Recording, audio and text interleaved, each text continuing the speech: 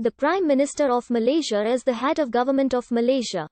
The Prime Minister directs the executive branch of the federal government. The Yang di-Pertuan Agong appoints a member of parliament who, in his opinion, is most likely to command the confidence of a majority of MPs. The Prime Minister, usually the leader of the party winning the most seats in a general election. After the formation of Malaysia on the 16th of September 1963, Tengku Abdul Rahman, the Chief Minister of the Federation of Malaya, became the first Prime Minister of Malaysia. According to the Federal Constitution, the Yang di-Pertuan Agong shall first appoint a Prime Minister to preside over the cabinet.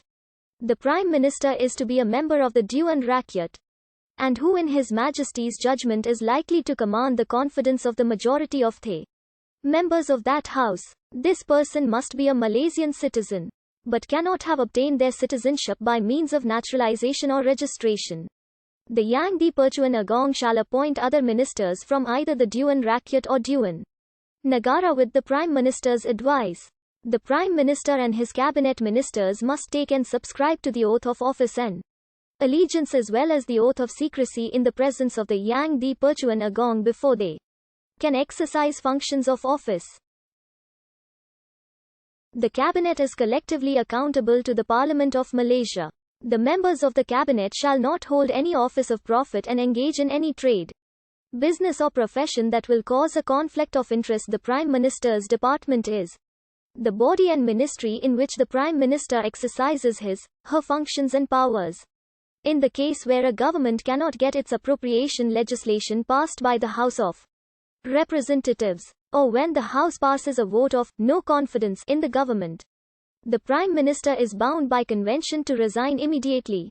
The Yang di-Pertuan Agong's choice of replacement Prime Minister will be dictated by the circumstances. All other ministers shall continue to hold office by the pleasure of the Yang di-Pertuan Agong, unless if the appointment of any minister is revoked by His Majesty upon the advice of the Prime Minister. Any minister may resign his office following a resignation in other circumstances, defeat in an election, or the death of a Prime Minister. The Yang di-Pertuan Agong would generally appoint as the new leader of the governing party or coalition as new Prime Minister. The power of the Prime Minister is subject to a number of limitations. Prime Ministers removed as leader of his or her party, or whose government loses a vote of no confidence in the House of Representatives, must advise a new election of the lower house or resign the office. The defeat of a supply bill or unable to pass important policy-related legislation is seen to require the resignation of the government or dissolution of parliament, much like a non-confidence vote. Since a government that cannot spend money is hamstrung, also called loss of supply, the Prime Minister's party will normally have a majority in the House of Representatives, and party discipline is exceptionally strong in Malaysian politics. So passage of the government's legislation through the House of Representatives is mostly a formality. Under the Constitution, the Prime Minister's role includes advising the Yang di-Pertuan Agong on. Under Article 39 of the Constitution, executive authority is vested in the Yang di-Pertuan Agong. However, Article 40 states that in most cases, the Yang di-Pertuan Agong is bound to exercise his powers on the advice of the cabinet or a minister acting under the cabinet's general authority. Thus, most of the day-to-day work of governing is actually done by the Prime Minister and the cabinet. Under Article 55 of Constitution of Malaysia, the lower house of parliament, unless sooner dissolved by the Yang di-Pertuan Agong with his own discretion on the advice of the Prime Minister, shall continue for 5 years from the date of its first meeting.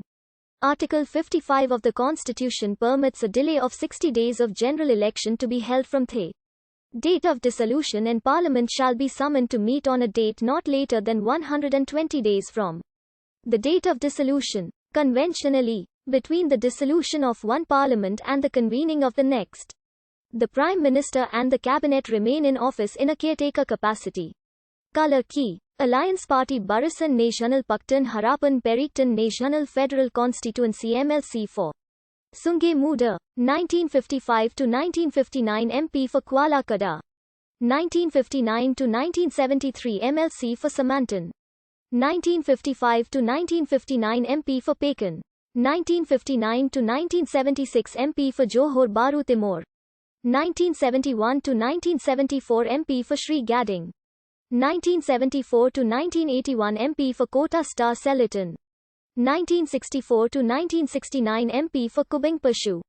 1974 to 2004 MP for Kepala Batas. 1978 to 2013 MP for Pekan. 1976 to 1982. Since 1986 MP for Langkawi. Since 2018 MP for Pago. 1978 to 1986. Since 1995 from time to time. Prime Ministers are required.